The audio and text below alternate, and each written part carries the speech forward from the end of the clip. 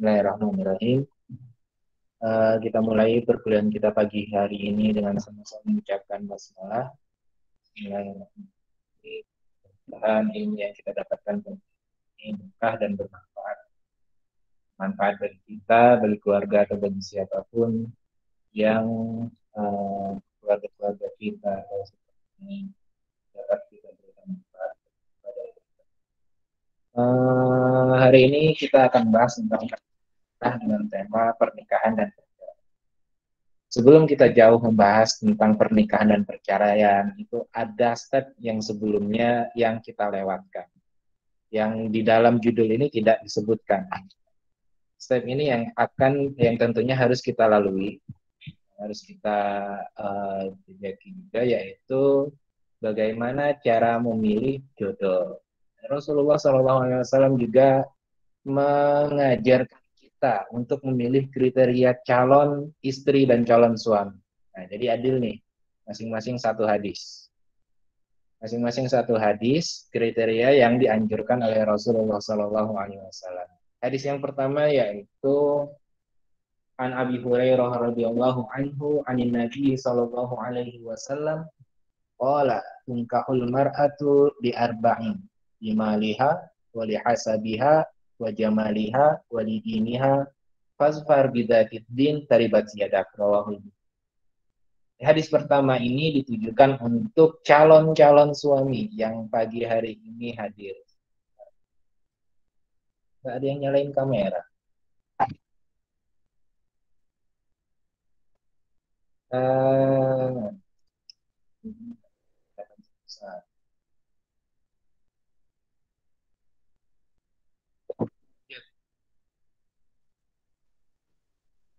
Di dalam hadis ini, Rasulullah SAW memberikan gambaran kepada calon suami untuk memilih seorang istri itu dilihat dari 4 aspek. Yang pertama, dari aspek hartanya, apakah dia memiliki harta, maksudnya itu dipilih itu yang kaya raya, enggak. Maksudnya itu ya berharta yang cukup untuk berharta di sini bukan berarti cuma berharta, bisa dilihat dari aspek dia memiliki pekerjaan mungkin ya, bisa dari sisi itu karena juga itu bisa disebut sebagai harta yang dimiliki. Kemudian ini bukan dari kuantitasnya aja ya, juga mungkin dari kualitasnya pastinya, karena kualitas harta yang dimiliki, harta yang didapatkan dari pekerjaan yang halal, atau hartanya itu adalah harta yang halal, itu lebih baik daripada harta yang banyak tapi didapatkan dengan cara yang tidak halal. Kemudian yang kedua itu karena nasab. Nasab di sini artinya dia keturunan jelas. Ayahnya siapa jelas. Turunannya nasabnya di atasnya itu tahuan jelas. Karena kalau yang tidak jelas nasabnya dikhawatirkan nanti ada hubungan, terutama kalau yang tinggalnya itu satu kampung atau satu desa. Khawatirnya nanti ada nasabnya itu terhubung sebagai keluarga. Akhirnya seperti itu. Makanya di sini diperhatikan juga nasab. Kemudian juga Rasulullah menyarankan untuk memperhatikan juga aspek kecantikan, tentu karena memang nih bagi laki-laki ya, laki-laki yang namanya kecantikan itu juga penting. Karena selain melihat dari aspek akhrawi atau akhirat, orientasinya juga untuk kesenangan di hidup di dunia juga. Karena melihat istri yang cantik itu, yang terawat gitu ya, pasti menyenangkan bagi seorang suami. Kemudian yang terakhir adalah aspek agama. Jadi ada 4, yang pertama harta, nasab, kecantikan, dan agama. Kemudian Rasulullah memberikan ada kalimat terakhir di sini, ini adalah ungkapan yang menjelaskan bahwa ini semacam semacam bahasa Fasfar bisa tidbin taribat siadat, artinya pilihlah atau perhatikan atau prioritaskan dari aspek agamanya, maka kalian akan beruntung. Jadi dari 4 aspek ini, dari 4 kriteria ini, yang lebih diprioritaskan adalah agama untuk mendapatkan keuntungan. Keuntungan di sini bukan berarti keuntungan duniawi saja, tapi juga keuntungan Karena seorang istri yang memiliki akhlak yang baik dari sisi agamanya, dari aspek agamanya tentu dari akhlaknya baik gitu ya, itu akan memberikan keuntungan atau keberkahan lah, keberkahan di dalam keluarga. Ini untuk para suami, calon-calon suami.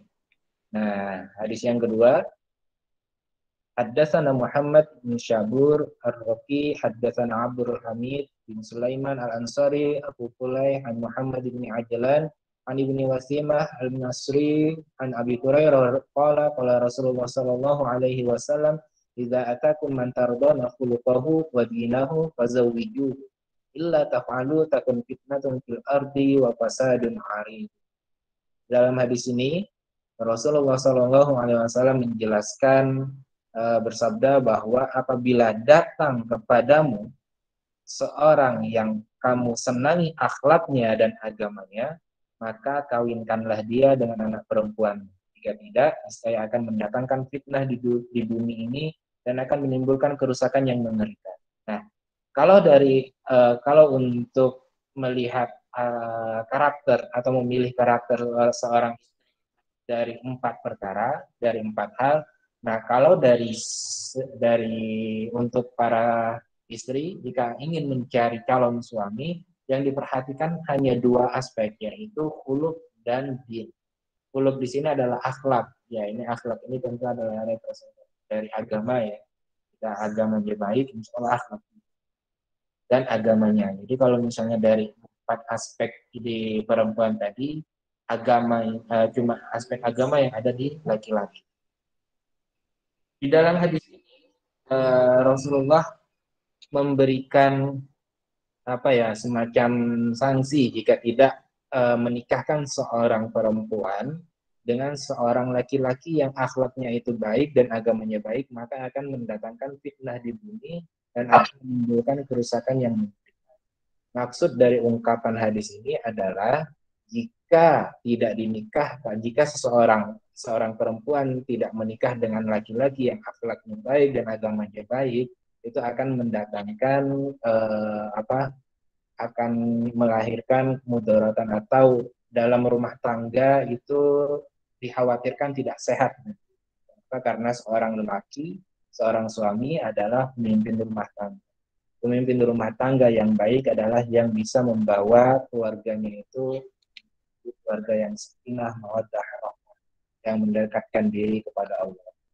Sehingga Rasulullah menitik beratkan untuk karakter seorang calon suami itu dari sisi akhlak dan dari sisi agama. Hadis ini pernah dulu saya dapat cerita dari seorang teman perempuan. Dia cerita dulu pernah ada seorang yang ngebet banget pengen nikahin perempuan. Dia cerita sampai dia menyampaikan dalil ini.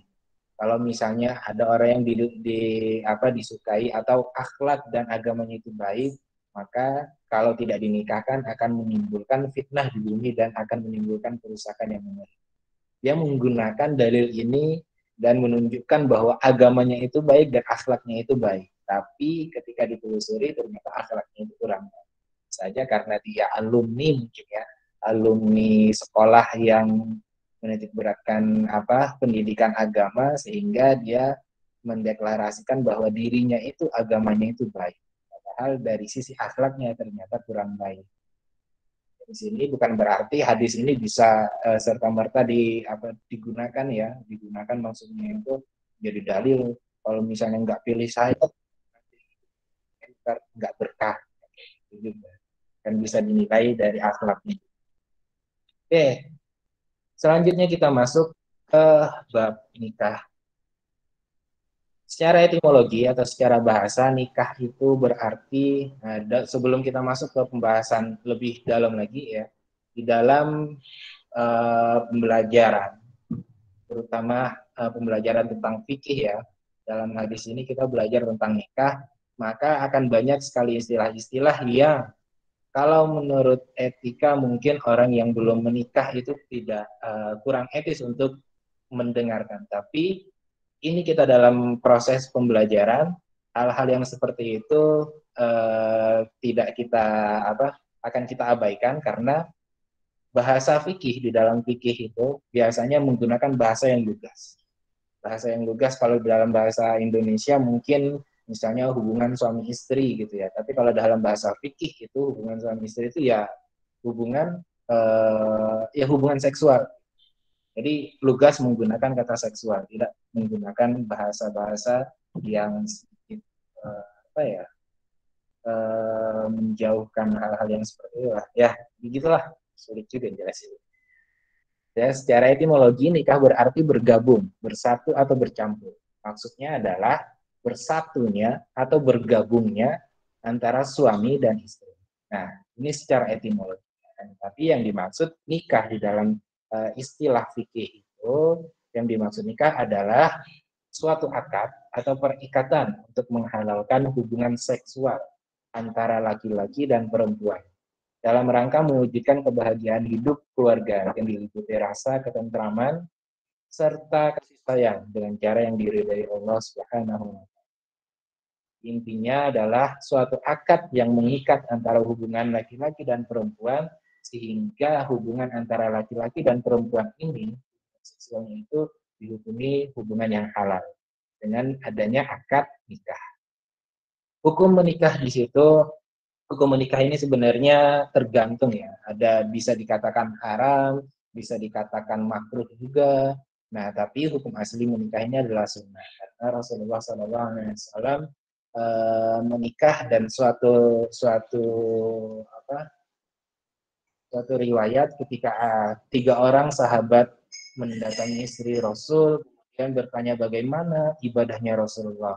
Rasulullah itu beribadah gini-gini dijelaskan panjang lebar. Kemudian sahabat tiga orang tadi itu saking penginnya mengikuti ibadahnya Rasul atau ingin mendekati level ibadahnya Rasulullah, ingin mendapatkan ridha Allah gitu ya. Dia ada yang mengatakan macam-macam, ada yang mau sholat terus, ada yang mau puasa terus, ada yang bahkan yang terakhir mengatakan saya akan terus ibadah, nggak mau nikah, pokoknya setiap hari, setiap menit, setiap detik itu akan dilakukan pendekatan kepada Allah, ibadah terus. Kemudian Rasulullah menjelaskan bahwa saya itu seperti manusia hal lainnya, seperti manusia lainnya. Saya juga makan, saya juga minum, saya juga menikah, kata Rasulullah. Nah, itu menunjukkan bahwa Rasulullah juga adalah manusia. Nah, kemudian di dalam hadis itu, di riwayat itu, Rasulullah mengatakan, "Faman raghiba an sunnati falaysa minni." Barang siapa yang enggan mengikuti sunnahku, kalau raghiban itu artinya bisa diartikan enggan, tapi lebih banyak digunakan artinya itu sebagai membenci. Barang siapa yang benci mengikuti sunnahku, ya Rasulullah tadi itu makan juga, minum juga, menikah juga. Paman rogiban sunnati, barang siapa yang enggan atau benci mengikuti sunnahku, seperti tak mau nikah, ya, alaihissalam, maka bukan bagian atau bukan golongan. Nah, di sini Rasulullah menekankan bahwa menikah itu adalah salah satu sunnah Rasulullah. Kalau ada yang mau menjomblo seumur hidup, ya jangan ya, karena lebih baik kita mengikuti sunnah. Nah, di dalam hadisnya nanti kita bahas lagi tentang kemudian hadis yang ketiga ya, hadis yang pertama tadi, hadis pertama kedua tentang jodoh, ketiga tadi tentang nikah ini. An Abdullah bin Mas'ud radhiyallahu anhu qala Rasulullah sallallahu alaihi wasallam ya ma'syar syabab man istata'a al-ba'ah falyatazawwaj innahu aghaddu lil basar wa ahsanu lil farj wa man lam yastati' fa alaihi bis-shaumi fa innahu lahu wija. Dalam hadis ini Rasulullah mengajak para pemuda yang mampu.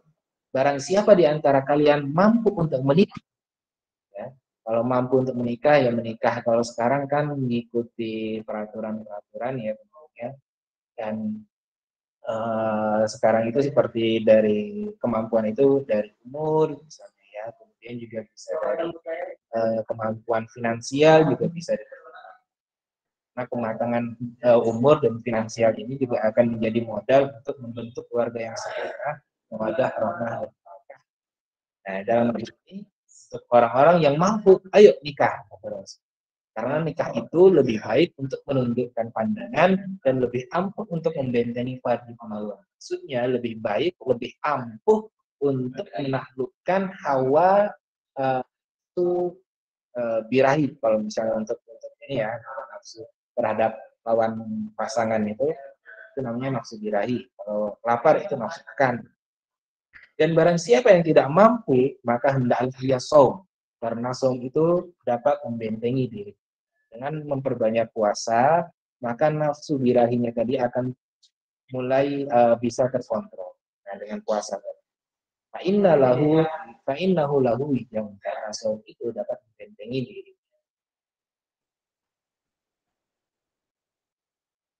Nah, ini dia. Hikmah puasa. Hikmah puasa. Hikmah menikah. Jadi yang namanya menikah itu, tujuannya itu untuk memperoleh keturunan.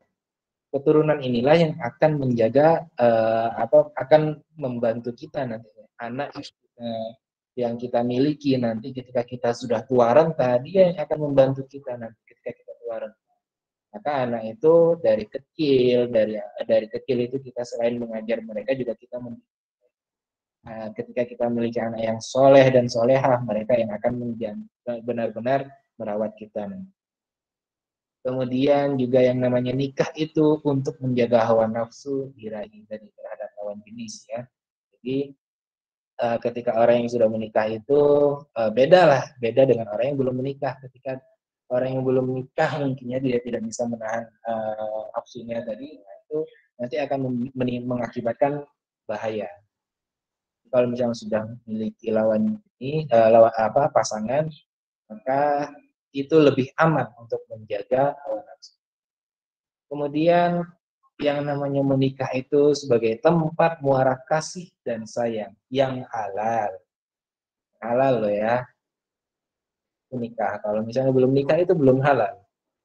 Kemudian yang namanya nikah itu juga media untuk saling tolong menolong dalam beramal soleh. Jadi yang namanya suami istri itu, kalau misalnya suami istri berhubungan itu namanya akan mendapatkan pahala, itu amal soleh. Kalau misalnya belum menikah, jadi amal dosa. Nah, selain itu juga menikah dengan pasangan yang sesuai kriteria yang tadi yang dianjurkan oleh Rasulullah, itu akan mendapatkan kebahagiaan. Selain di dunia, juga akan bahagia di akhirat. Masih banyak lagi, serius. Bisa coba nanti. Ya. Tapi harus yakin. Banyak hikmah menikah. Insya Allah nanti semuanya mendapatkan hikmahnya. Sekarang kita masuk ke bab yang selanjutnya, itu tentang cerai atau talak. Talak berasal dari bahasa Arab yang artinya melonggarkan ikatan. Ini artinya secara bahasa melonggarkan ikatan. Sedangkan secara terminologi atau istilah fikih yang dimaksud dengan talak berarti melepaskan ikatan nikah dengan lafaz talak atau yang mewakili hukumnya. Apa yang mewakili hukumnya? Mewakili hukum lafaz ini, kalau misalnya orang mampu untuk mengucapkan lafaz talak, gitu ya, maka dilakukan dengan lafaz atau diucapkan. Kalau orang yang tidak bisa melakukan atau mengucapkan tadi itu karena bisu, maka bisa dilakukan dengan isyarat atau dengan tulisan. Itu juga bisa. Jadi yang mewakili hukumnya di sini yaitu dengan tulisan, dengan isyarat. Talak itu ada dua macam, yaitu talak raj'i dan talak bak. Talak raj'i, talak yang dapat dirujuk ya dari secara bahasa aja itu dari bahasa Arab. Ini raj'i itu dari kata ruj'un atau rujuk ya. Artinya dapat kembali, dapat rujuk kembali hubungan antara suami istri setelah talak tadi itu, dia dapat kembali lagi kembali lagi menjalin hubungan suami istri dengan atau tanpa akad nikah baru. Kemudian ada yang namanya talak bain. Talak bain ini talak yang tidak dapat rujuk kecuali dengan akad nikah baru. Ya, nggak bisa otomatis langsung rujuk, itu nggak bisa. Harus ada akad nikah baru. Nah, talak bain ini terbagi dua. Talak bain yang sugro, yaitu talak bain yang timbul karena gugatan cerai seorang istri. Nah, ketika seorang istri menggugat cerai, kemudian itu jatuh talaknya, namanya talak bain sugro. Nah, kalau misalnya sudah cerai dengan talak bain sugro tadi, kemudian mau berhubungan lagi, tidak bisa langsung otomatis rujuk, nggak bisa. Karena di sini talak bain kan nggak bisa langsung otomatis rujuk. Harus ada akad nikah baru. Nah, harus dengan akad nikah baru antara suami dan istri tadi yang sudah cerai dengan talak bain. Nah, ada juga yang terakhir ini talak bain kubro. Talak bain kubro ini atau istilahnya itu dengan talak tiga. Talak tiga. Wanita harus kalau sudah ditalak dengan talak bain kubro ini, maka wanita tersebut ketika sudah dijatuhkan putuskan cerai gitu ya dengan talak bain kubro, kalau mau berhubungan kembali atau mau menjalin pernikahan lagi dengan suaminya, nggak bisa otomatis seperti talak bain sugro. Talak bain sugro yang kecil ya, talak bain sugro itu artinya kecil, kubro itu besar. Talak bain yang kecil itu bisa dengan akad nikah baru langsung setelah masa iddah seorang istri tadi selesai. Tapi kalau misalnya talak bain kubro, nggak bisa otomatis langsung rujuk, itu nggak bisa dengan akad nikah baru. Harus ada seorang wanita tadi, wanitanya harus menikah dengan orang lain dulu. Bukan cuma menikah, karena menikah itu adalah untuk menghalalkan hubungan suami istri, maka ketika menikah dengan orang lain tadi, wanita tadi juga harus berhubungan suami istri dengan lelaki yang ketiga, lelaki yang satu lagi yang baru dinikahi. Dan jika terjadi cerai, maka barulah suami yang lama tadi bisa menikah dengan istri. Walaupun cerainya itu dengan talak satu dengan suami yang baru. Nah, karena talak itu adalah batasan atau parameter untuk membolehkan suami yang lama menikah dengan istrinya. Tuh, gak enaknya talak bain itu, bro.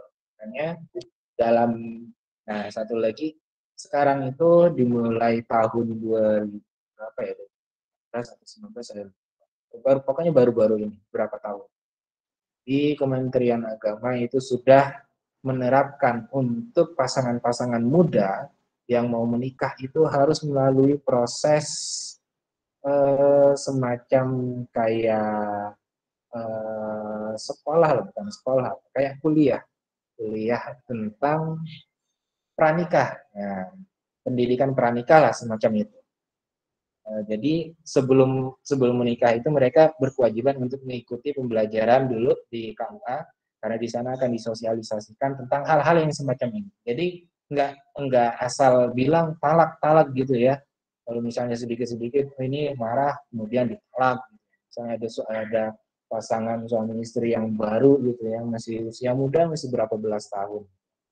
12 tahun menikah muda, kemudian istrinya yang biasanya makannya itu cuma di angkringan gitu atau di hek gitu ya, belinya beli apa bakwan gitu, ketika disuruh masak bakwan ternyata hangus gitu, marah suaminya, kamu masak bakwan aja nggak bisa, enggak, talak gitu. Besoknya lagi talak lagi karena masih hangus juga, besok lagi masih hangus juga, talak lagi, nanti 3 kali talak gitu. Nah, jadi nggak asal mengucapkan talak, karena semuanya itu ada konsekuensi. Nah, konsekuensi ini kalau orang yang tidak mendapatkan pendidikan pranikah, maka dia tidak akan mengetahui hal ini. Tapi insya Allah alumni HIS itu sudah mengetahui tentang konsekuensi ini, sudah ada mata kuliah yang membahas tentang ini. Selain di hadis muamalah, ada hadis pernikahan, hukum perkawinan di Indonesia juga ada di semester.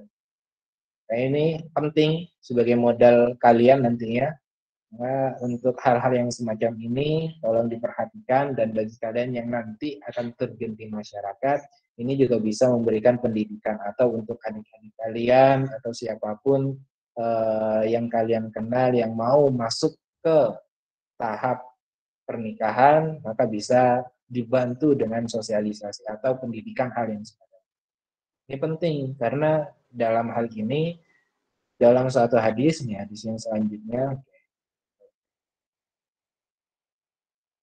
Nah ini, kita loncat ke hadis ini. Dalam hadis ini an Abi Hurairah qala Rasulullah sallallahu alaihi wasallam salasun jidduhunna jiddun wa hazluhunna jiddun an nikah atalaq ar-raj'ah.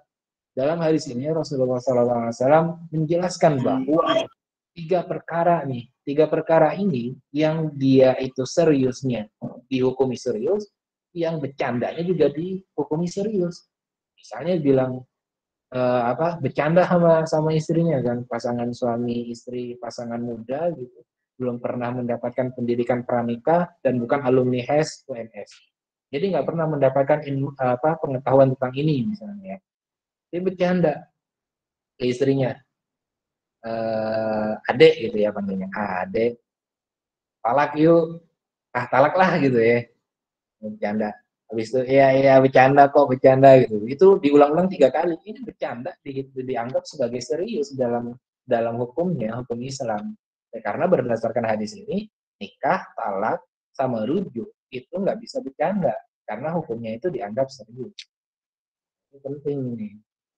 Nggak bisa asal bercanda gitu ya. Walaupun suaminya itu alumni stand up komedian, yang bercandanya ya pikir-pikir juga harus punya ilmu. Nah, selain tadi kita bahas tentang cerai tadi ya, wanita yang diceraikan itu ada masa tunggu. Masa tunggu apa? Masa tunggu untuk bisa menikah kembali dengan orang yang berbeda, dengan suami yang berbeda gitu ya. Ada masa tunggu yang disebut dengan iddah. Iddah ini adalah masa tenggang waktu tertentu. Fungsinya atau maksudnya itu adalah untuk mengetahui rahim perempuan yang cerai tadi apakah bersih. Maksud bersih di sini apakah tidak ada janin yang yang dihasilkan dari hubungan suami istri yang sebelum. Makanya ketika sudah terjadi cerai, ada masa iddah untuk mengetahui, oh alhamdulillah ketika melewati masa iddah janinnya bersih. Artinya tidak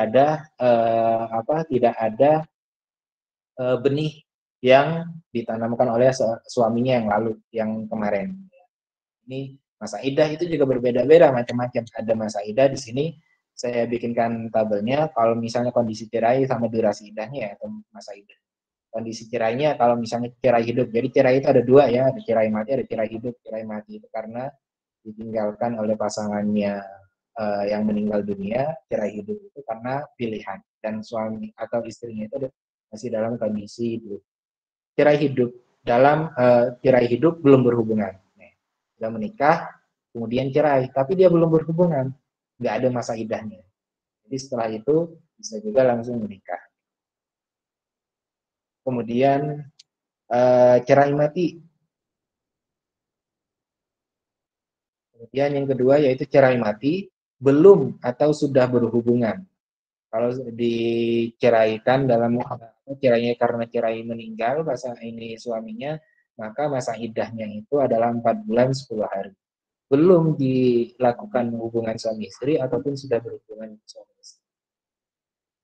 Kemudian ada juga tapi kalau misalnya cerai mati ini ternyata seorang istri ini memiliki anak dan hamil, maka masa iddahnya bukan 4 bulan, sampai anaknya itu dilahirkan.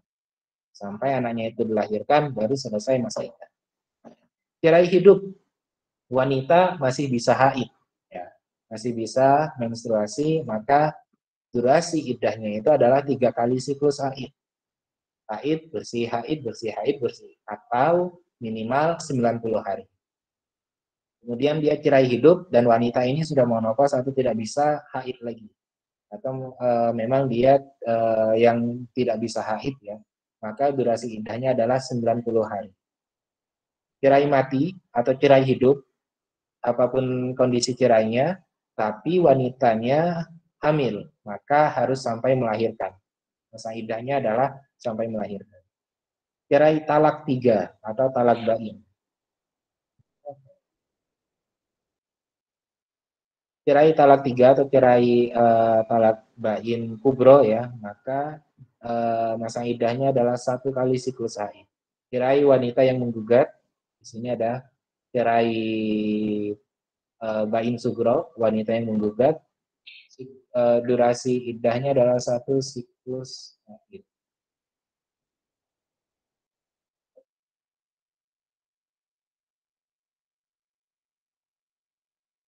Nggak kelihatan utuh.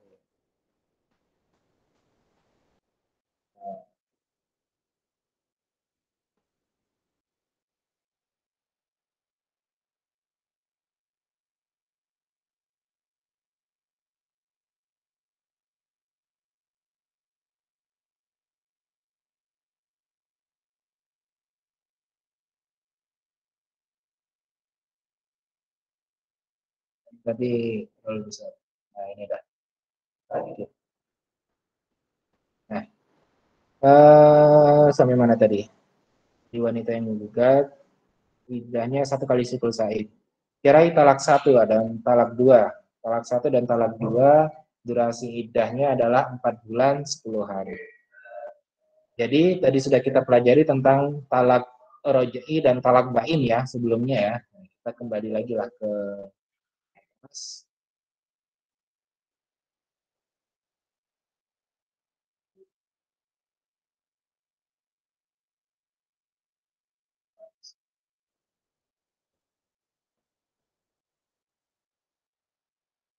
nah di sini.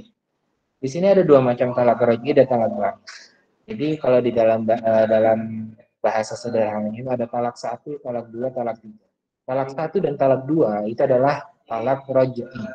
Talak tiga itu masuk kategori talak bain kubro.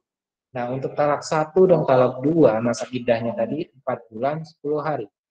4 bulan 10 hari kalau misalnya dalam masa iddah ini 4 bulan 10 hari kemudian suami istri ternyata memang disarankan ketika ditalak pun si istri ini harus tetap tinggal di dalam rumah tangga dalam rumah yang sama. Kenapa? Karena diharapkan uh, diharapkan nanti suami ini memikirkan kembali melihat istrinya, oh istrinya istri itu apa ya, goreng goreng bakwanya alhamdulillah sudah nggak pernah hangus lagi nih, anak juga kurus, rumah bersih segala macam, dilihat-lihat kok makin lama makin cantik, akhirnya kembali lagi, rujuk kembali. Nah kalau misalnya tidak lebih dari 4 bulan 10 hari maka bisa otomatis otomatis rujuk di situ ya, bilang deh mohon maaf ya kayaknya kemarin itu eh, kakak khilaf nih. Mana kalau kita rujuk ya. Nah, seperti itu bisa dikatakan rujuk dan nanti disaksikan oleh dua orang, maksudnya itu ada dua orang yang diinfokan bahwa kami sudah kembali rujuk. Itu sebagai saksi. Sebagai saksi. Nah, itu kalau tidak lebih dari 4 bulan 10 hari. Tapi kalau lebih dari 4 bulan 10 hari, maka setelah melewati masa idah tadi harus dengan akad baru. Akad nikah baru. Akad nikah baru atau kawin baru berbeda dengan rujuk ya. Kalau rujuk atau kembali otomatis itu ya sebelum masa idah. Kalau setelah masa idah maka harus dengan akad nikah yang baru. Ini hadis yang selanjutnya. An Abdullah bin Umar qala Rasulullah sallallahu alaihi wasallam abghadul halali ilallah at-talaq. Dari Abdullah bin Umar bahwa Rasulullah bersabda, perkara atau sesuatu yang halal, nih, perkara ini halal dan boleh, tapi amat dibenci oleh Allah, yaitu adalah talak atau perceraian. Cerai itu boleh, cerai itu halal, tapi dia adalah perkara yang dibenci oleh Allah. Maka itu tadi pentingnya pendidikan pranikah untuk mematangkan antara suami dan istri, mematangkan secara emosionalnya juga bisa di sana, mematangkan pengetahuannya juga harus dimatangkan di proses pendidikan pranikah agar hal-hal yang dibenci oleh Allah ini tidak. Ya, hadis yang selanjutnya yang kedua di bab talak tadi sudah hikmah dari talak. Kita nggak bisa menemukan banyak hikmahnya, tapi yang jelas yang namanya talak itu adalah solusi yang terbaik yang dipilih oleh pasangan, ya, karena tentu sudah berbagai macam pertimbangan ya, kecuali kalau misalnya ya dia talaknya itu dalam keadaan marah ya, ini hal-hal yang berhubungan dengan talak dalam keadaan marah, talak bercanda itu sebenarnya ada di bab khusus dalam fikih bahasan tentang talak. Tapi kita tidak akan bahas jauh tentang hukum talak ini. Insya Allah akan kalian dapatkan di mata kuliah perkawinan di Indonesia di semester ke-7. Talak itu adalah solusi bagi pasangan yang tidak lagi dapat mempertahankan hubungan. Nah, sampai di sini ada yang mau ditanyakan? Masa ya perihal yang kayak gini? Gak usah malu-malu kalau ada yang mau nanya. Nanya kriteria tadi boleh, tapi asal jangan tanya siapa orangnya. Ada yang mau ditanyakan, silahkan.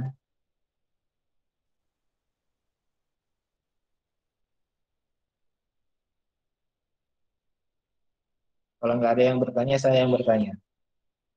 Kalau nggak bisa jawab, artinya dia nggak hadir.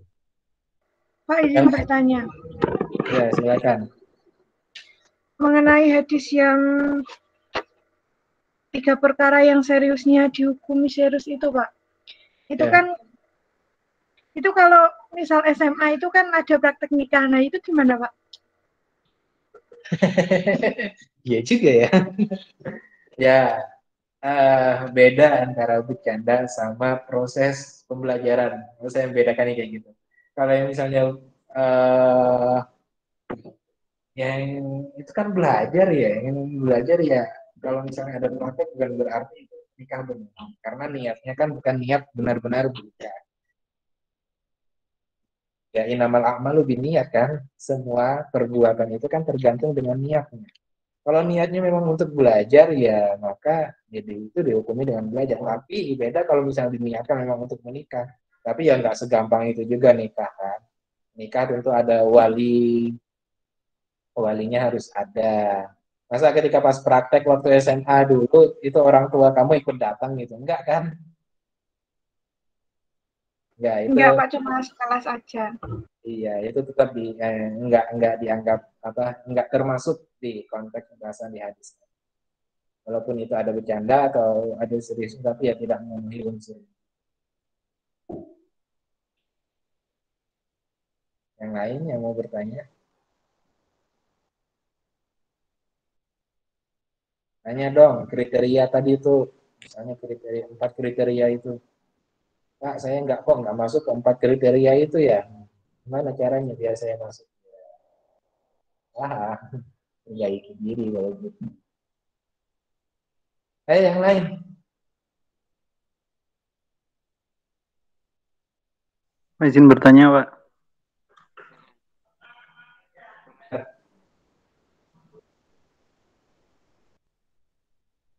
Silakan Ahmad. Oh, ya.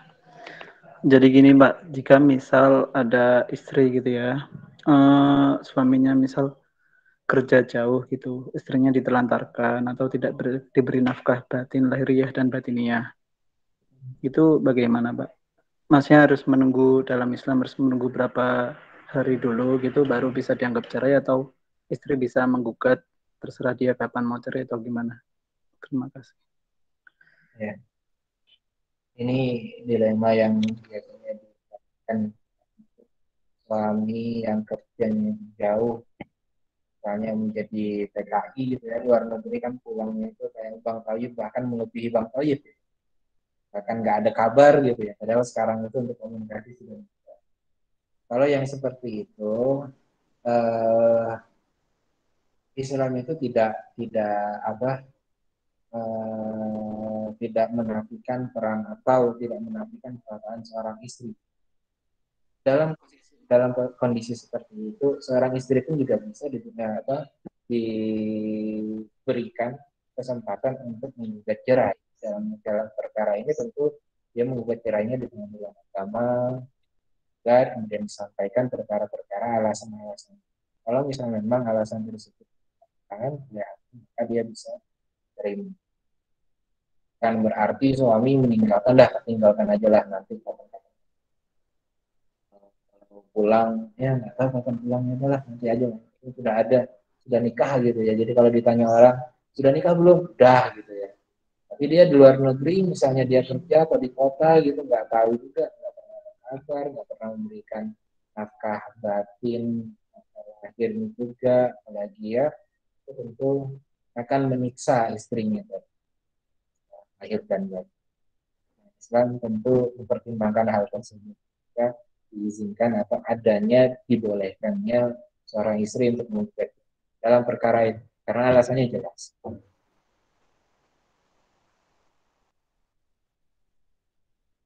Udah, gimana Amar? Amar.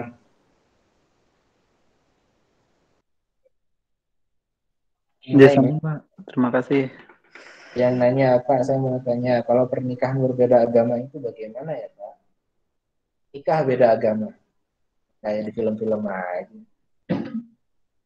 Nikah beda agama, kalau di dalam Islam itu eh, diizinkan nikah dengan yang agamanya itu adalah agama ahlul kitab. Kalau ini sebentar dulu, ini yang suami Islam atau istri yang muslimah ini? Suaminya Islam, Pak, istrinya Kristen. Islam. Kalau ditanya hukum ya, kalau misalnya apa ditanya hukum boleh atau enggak di dalam Islam, dalam Al-Quran itu dijelaskan gitu. Kalau misalnya pasangannya itu beda agama, kalau misalnya laki-lakinya itu adalah Muslim, itu yang boleh. Kalau misalnya perempuannya itu yang Muslim itu yang enggak boleh. Tapi kalau misalnya eh, secara ini ya, secara apa karakter pemilihan, masa nggak ada Muslim yang lain, gitu. Masa nggak ada pasangan lain yang agamanya baik, kan? Jadi pasangan yang berbeda agama gitu. Tapi zaman sekarang mungkin karena banyak film juga yang bahas tentang hal itu, jadi semacam kayak apa ya, kayak ngetren juga jadi. Tapi nanti banyak pertimbangannya sebelum menikah dengan orang yang beda agama itu. Pertimbangannya itu banyak sekali. Nanti anaknya gimana? Kan menikah itu bukan cuma perkara duniawi aja, perkara akhirat juga. Karena nikah itu ibadah.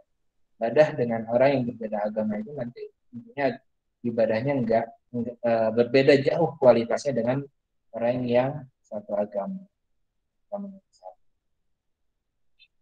Saya nggak bisa memberikan jawaban yang jauh perkara hukumnya karena saya belum membaca jauh juga tentang perkara beda agama ini. Memberikan pendapat pribadi. Insya Allah nanti di pernikahan perkawinan di Indonesia ya, di mana kayaknya sama Pak Imron.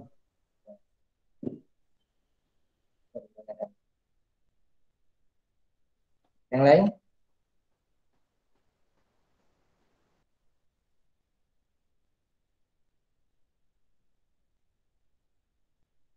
Kalau nggak ada saya tanya.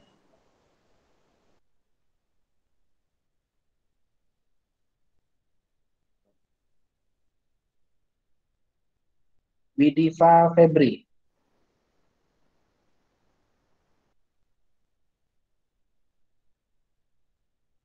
Ada nggak orangnya?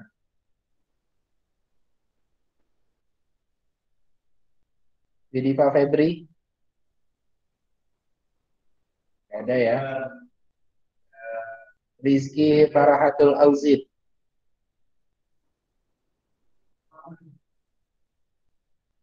Nggak ada nih, absensinya saya tulis nggak hadir juga. Hadir, Pak. Rizky, laki atau perempuan? Perempuan, Bapak. Mbak Rizky, kamu kalau mau mencari jodoh berdasarkan hadis yang sudah kita pelajari tadi, kamu milihnya kriterianya seperti apa? Berdasarkan hadis loh, bukan berdasarkan yang kamu inginkan. Yang ingin apa perspektif kamu sebelumnya. Berdasarkan hadis yang kita pelajari tadi. Apa Yang mengerti kriterianya? agama, Bapak. Yang mengerti agama itu ada.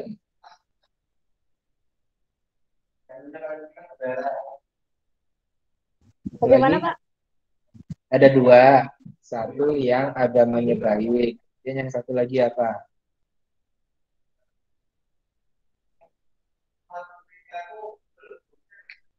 Lagi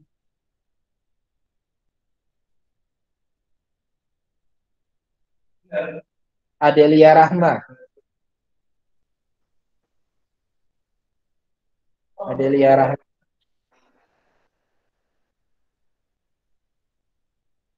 Adelia Rahma juga ada. Harum Mawadati.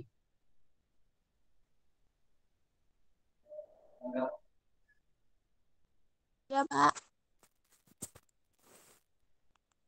Harum Mawadati. Tadi sudah dijawab kalau memilih kriteria calon suami itu berdasarkan mencari ada dua. Yang pertama tadi yang agamanya baik dan yang kedua apa?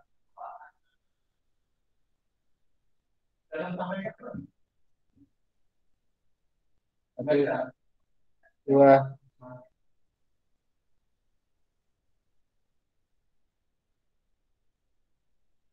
Harum? Nasabnya baik, Pak. Nasabnya. Apa? Nasabnya. Nasabnya baik. Iya. Coba Nabila Fitria. Iya, Pak. Bantu jawab. Satu, agamanya baik. Yang kedua apa?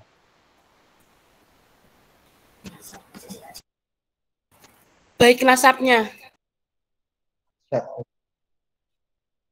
Nggak perhatikan. Coba Divka Agustina.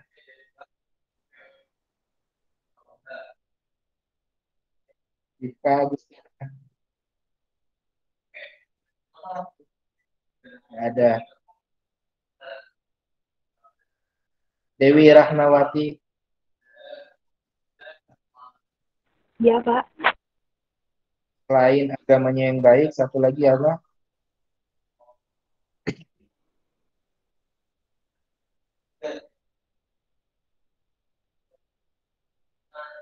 Dewi.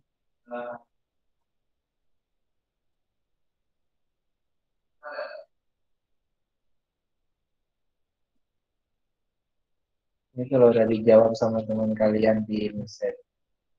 Selain agamanya yang baik adalah yang akhlak.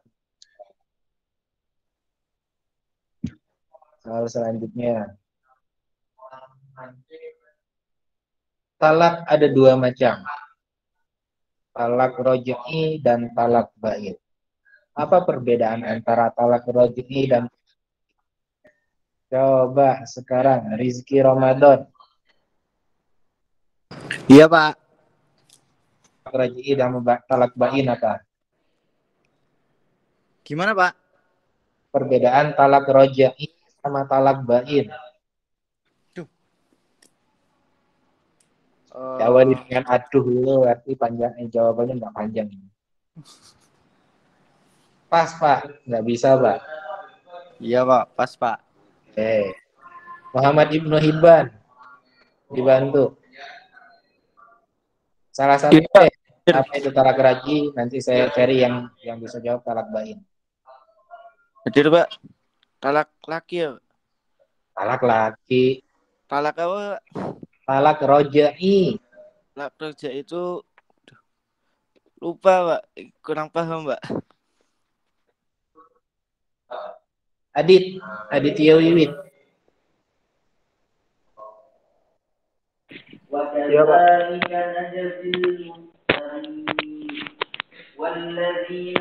Iya, Pak. Halo, Pak. Ya, apa beda talak roj'i sama talak bain? Talak roj'i itu kita bisa rujuk kembali, Pak, sama dari suami ke istri atau istri ke suami itu bisa kembali lagi. Kalau talak bain? Kalau talak bain pun dibagi menjadi dua, ada yang sugro, ada yang kubro. Kalau yang sugro itu dia talak bercerai, tapi bisa kembali setelah masa iddah gitu ya, sudah. Atau gimana tadi? Terus kalau misal talak kubro itu talak 3 dan tidak bisa kembali lagi kecuali istrinya ini nikah sama suami lain, nikah sama laki-laki lain, suami lain, nikah sama laki-laki lain, terus berhubungan, terus cerai, baru bisa nikah sama laki-laki suaminya yang lama. Itu yang bain kubro. Ya, udah dijawab sama Adit. Talak roj'i itu adalah talak 1 atau talak 2 istilahnya ya. Talak 1 atau talak 2 yang bisa kembali rujuk antara suami dan istri sebelum masa iddahnya selesai. Setelah masa iddah selesai, kalau misalnya mau rujuk bisa, tapi harus adanya dengan akad nikah yang baru. Dengan rukun-rukun nikah yang sama, dengan rukun-rukun nikah yang seperti biasa. Nah, kalau talak bain ada dua macam, bain sugro dan kubro. Bedanya kalau sugro itu yang mengajukan itu perempuan, istrinya. Kemudian kalau misalnya terjadi talak dan mau rujuk, itu harus ada akad nikah baru. Ya. Kalau misalnya talak bain kubro, kalau mau rujuk harus melewati pernikahan istrinya tadi dengan orang lain dulu. Setelah nikah berhubungan, kemudian diceraikan, baru bisa menikah lagi dengan suami yang. Ya, saya rasa cukup sampai di sini. Ada satu kesempatan lagi. Kalau ada yang mau bertanya, silakan.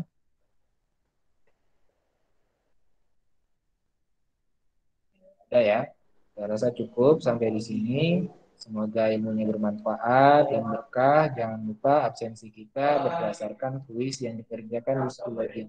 Insya Allah muncul nanti kuisnya jam 12.30.